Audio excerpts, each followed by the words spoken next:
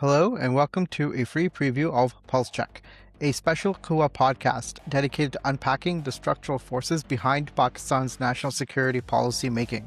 In each episode, we bring together analysts and experts to examine the decisions and dynamics shaping Pakistan's defense strategy. I'm your host, Bilal Khan, and this is Pulse Check. Hi, Aseem. How are you? Good. How are you? Doing well. So just for our listeners, again, the approach we're taking with Pulse Check moving forward is that I will present a thesis, idea, concept to our guest, and then we will lean on their expertise, knowledge for basically feedback. They have the choice to either eviscerate it, endorse it, unpack it. It's really up to them. The point being is that we really want to lean in on how our guest views the issue, what perspectives that they have, and basically to sort of avoid for ourselves at KUA getting looped into our own echo chamber. So this week, we are going to unpack a little bit of the ongoing Islamabad talks / Islamabad process. Several weeks ago, Pakistan stepped up to the plate in an attempt to mediate between the United States and Iran. Those initial talks in Islamabad, although they followed a very crucial 2-week ceasefire, they did not materialize in a lasting agreement. Even in the lead up to those talks, I had a bit of a thesis or perspective cautioning that it was unlikely the talks would materialize into anything. And even now, moving forward, I do feel that it'll be very difficult for a substantive solution to be reached, at least between the current Iranian leadership and the Trump presidency. Although, as I'll argue towards the end of the thesis, I don't think Iran is necessarily against talking to the US, but I do feel they might have been incentivized by the situation to sort of wait it out. So basically the crux of the thesis is this, is that when the United States initiated its strikes in Iran, it essentially wiped out the vast majority of Iran's traditional so-called pragmatic leadership, especially within the Islamic Revolutionary Guard Corps. As our listeners might be aware, many leaders from within the Guard Corps were wiped out even in the lead up to the conflict, especially during the Iran-Israeli conflict last year. But the majority of the decapitation happened in this conflict, and that really left a massive void within the upper echelons of the IRGC leadership. And not only that, but the IRGC itself had planned doctrinally to basically disaggregate and devolve authority to the regional level should such a situation happen. Now, what had occurred as a result of that policy shift, definitely the IRGC was able to put up a fight against the United States, that's for sure, to the extent that it could. But the other outcome was that it invested a significant amount of power within that middle layer. And now you have new IRGC, let's say 1-star, possibly 2-star officers, maybe even more junior than that, who have emerged as regionalized war heroes for the Iranian population within their respective jurisdictions. And these individuals, they might not have a united long-term game plan just yet, but I feel that they do not vest their legitimacy or authority on how they relate with the wider world, but rather from the fact that they've emerged as, say, from a perceptual standpoint at least, as somewhat as victors against the United States. Now, obviously, that we're not arguing that Iran or the United States won in the conflict or whoever's winning, but rather the perception does matter. And the leaders who can draw their legitimacy from grassroots public opinion to that level don't feel that they have to get the approval or endorsement of a foreign power, especially the United States. And I feel that's a very crucial juxtaposition or comparison to have with Pakistan, as we will get into. However, now that the military capacity, the ability to fight, and the ability to decide when to fight has been vested down to the junior ranks of the IRGC. This leaves what remains of the senior leadership, or the retired senior leadership, in the case of, for example, the foreign minister, the parliament speaker, and so on.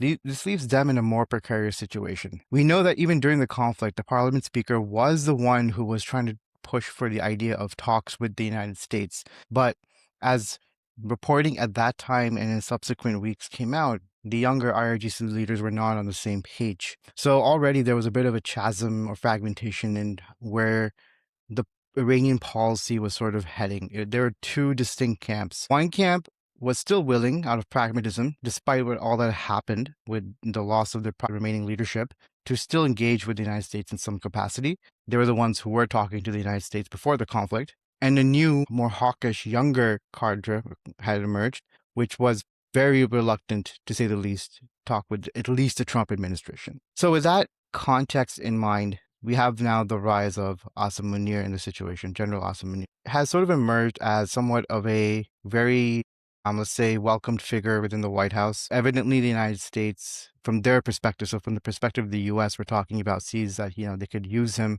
to achieve their own objectives within the region. And I think at some level, the United States had a assumption, I think a grounded assumption, that Pakistan had some relationship with the IRGC for reasons, many reasons, historic, ongoing operational issues with regards to Balochistan and so on, that they could tap into to do two things. Number one, to bring the new, younger IRGC leadership to the table. And number two, to start advancing, a plan that would help America basically start achieving the interests that it had set out when it started the conflict, albeit without fighting, but through other methods, like, let's say, in return for lifting sanctions, seeing the IRGC leadership sort of compressed a bit more, seeing the IRGC unwind and loosen up the economy for American investment, especially in oil and gas and that kind of stuff. So basically, that would have been the essential guts of a negotiation, basically. The IRGC, lets go of some of its control over Iran's oil and gas, and then in return, America will open up the world economy to Iran, and that's how you would basically get into a long-term settlement, essentially. And the idea, I think, was that the initial Islamabad talks would be a place where J.D. Vance in the United States could basically introduce themselves to the younger IRGC leadership and start building more of a plan, vision of what could happen in the Middle East long term, just as they had back in the time of the previous IRGC leadership. So if you recall the time of Obama, the whole thing about the nuclear talks and stuff, it was really tied into a lot of regional dynamics, and a lot of back and forth had to happen for them to come to an agreement.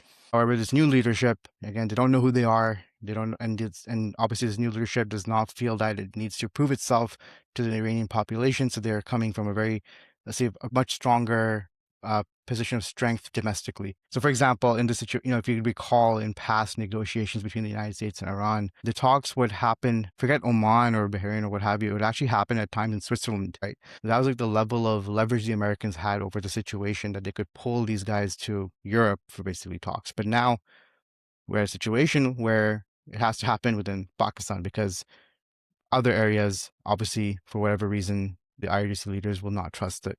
So the situation gets a bit complex, where when the Islamabad talks were happening, who did show up from Iran to the table? Well, it was the people America was already sort of familiar with. It was, Arakji, Ghalibab, like these guys are known factors, but the problem is that they're not the ones who are going to make the big decisions within Iran at this moment anymore. It is the younger IRGC leaders. They matter more at this point, especially for any long-term settlement. And those guys did not show up to the table. And it seems that if you look at some of Trump's recent Truth Social posts, especially with regards to him calling out the fact that Iran has a fragmented leadership, I think it just really seems that the younger leaders don't want to show up and talk to Trump at this point in time, or his representatives. Why? Well, the fact is that when they spoke to him before, he literally started a war with them. And also, I would argue that maybe they're facing domestic pressure within Iran not to talk to him and not to be associated within such talks for the time being, simply because of the situation that happened. So with that backdrop, Asim Munir has a challenge. I feel if I had to boil the whole Islamabad process down, at this point, talks are a bit further out. I think Asim Munir has a very specific goal he has to achieve, which is introducing the U.S. to the next generation of Iranian IRGC or Iranian regime leaders. And he's having trouble with that. I do believe he has himself contact with them. And there are some reports of, for example, of IRGC affiliated planes landing towards the end or after the Islamabad talks within Pakistan. So I think he does have some connection to them. And obviously, there'd be little reason for the U.S. to constantly lean on him unless he didn't. But he's having trouble bringing them on board. And there's been reporting from other places like the Financial Times, which sort of hint towards this, where basically, although not specific to the IRGC leadership, but more in general of the Iranian leadership, there's a perception that Pakistan does not bring anything original to the table. All it's really doing, all Asim Munir is really doing, is just conveying what America is telling Iran. And it's not really exerting an original vision, a true third solution, or anything that would genuinely entice these leaders to show up and basically play ball with America. So in that backdrop, I think pressure will slowly increase on us, General Asim Munir, to figure out how he can do this. And if not, then at the bare minimum, I would argue that America will basically start leaning less on Pakistan, and we'll see Pakistan sort of recede on this situation. And that's like basically the first big part of my thesis, and I'll let Aseem sort of unpack it before I get into the second part. So Aseem, what do you think? Oh, okay. I think I mostly agree with it, but there's some regional and long-term nuance that I like to add. So let me start. Maybe I'll repeat some things here, but let's look at the status quo, or what's the current situation right now. So we have an indefinite ceasefire. So there's no or little to no like shooting, right? So there's some on and off, shooting at oil tankers and stuff.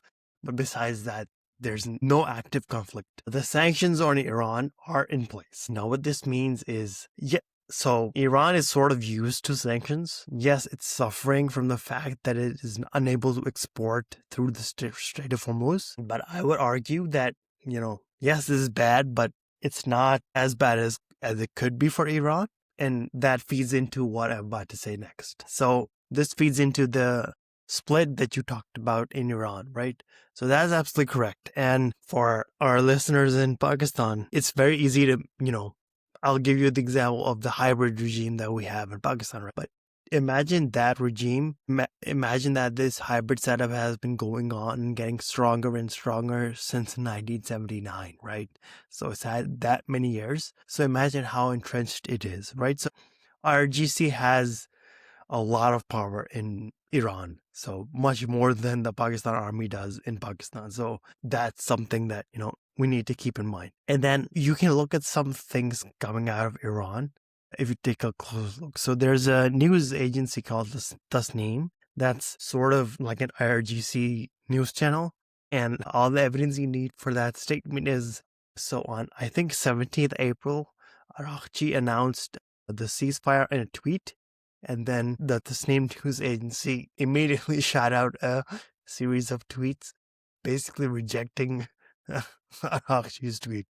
So our, avid listeners will remember the time when ISPR rejected a statement from the Pakistani government. So this was kind of like that. And it was essentially in Persian. That was read the translated version. It was saying that, that tweet is rejected, it's incorrect, it's unclear, and, the real power is with the military, and without the military, nothing can, go ahead. So that was, if you look at something like that, you can clearly see there's a huge divide there. And then a couple of days later, Ghalibaf gave like an interview again in Persian. So the reason I say it's in Persian, it's aimed at their local audience, right? So that split is real. It's not something that, Trump made up in a tweet or something. And Ghalibaf is saying people, might think that, we are doing really well, but keep in mind that the U.S. has a huge military and we have not won. He was basically trying to tell the Iranian people the reality, right? So he was being a pragmatist to them. So there is a real split there. Now, I do think both have validity in their viewpoints, but both are slightly flawed. So IRGC thinks they've won and they're in a, I don't think they won, but they think they're in a very, powerful and favorable negotiating position, right? So whenever they send Araghchi and Ghalibaf and they come back, they're like, oh, you didn't bargain hard enough. That's, I think, what they're saying. And they end up the other side. Maybe if I had to pick what's wrong, but their argument is maybe they're too hasty in making a deal. But we know that, the United States does not, value the deal or the words that it makes. So they really want to see some actions before that. So, and that's something, that's a sticking point. So those are the two, extremes that exist in Iran. But then we have to look at the wider region. So there is one, risk that I don't see mentioned anywhere, and I think it's very real. So Pakistan is terrible at learning lessons, but look at what happened in Afghanistan, right? Pakistan supported the Taliban for God knows how many years, right? So 15 years, I think, or 14 years, I don't know. And 20 years, I don't know, some like decades, right?